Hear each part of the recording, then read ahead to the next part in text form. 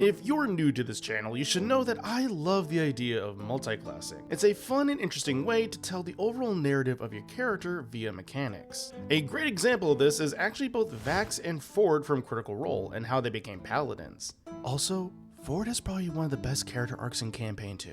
However, it's worth noting, in 5e, multiclassing isn't a core rule. Page 163 of the 2014 Player's Handbook lists multiclassing as an optional feature. Quick side note, feats are also listed. Which means 5e as intended is supposed to be one class and no feats for the whole game. Yeah, there's a reason why vast majority of people ignore this element, because it's boring. But how does multiclassing work?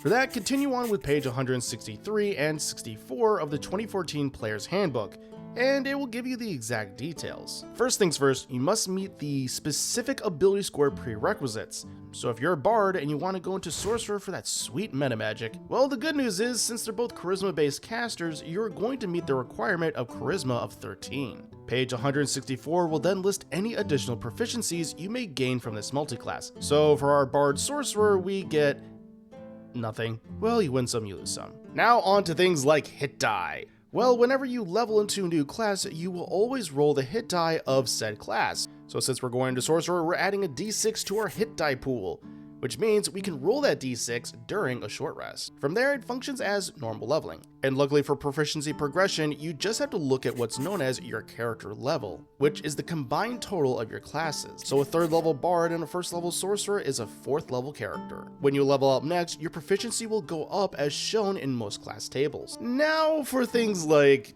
spell slots. This is where things can get complicated. Pages 164 and 65 explain it and have a handy chart. The core idea is to figure out your caster level and how many slots you get. Which, yes, you may wind up with higher level slots than of spells you know, such as getting 3rd level slots even though you don't know Fireball. Well, the good news is you can use those slots for upcasting. And don't worry, if you're worried about getting the calculations wrong, sites like D&D Beyond do auto calculations to help you out. Also, if you don't have D&D Beyond, then check out this calculator from Pexels.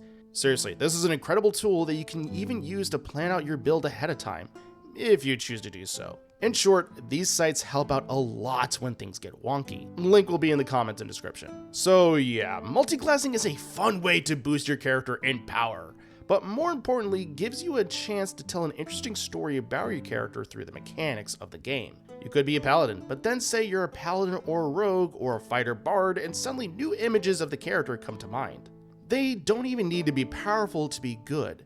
5e tends to be very forgiving for builds that are not optimal, which is just great. And that'll do it for this week, folks. Hope you all have a great week. Thank you so much for watching, and I'll catch you all next time.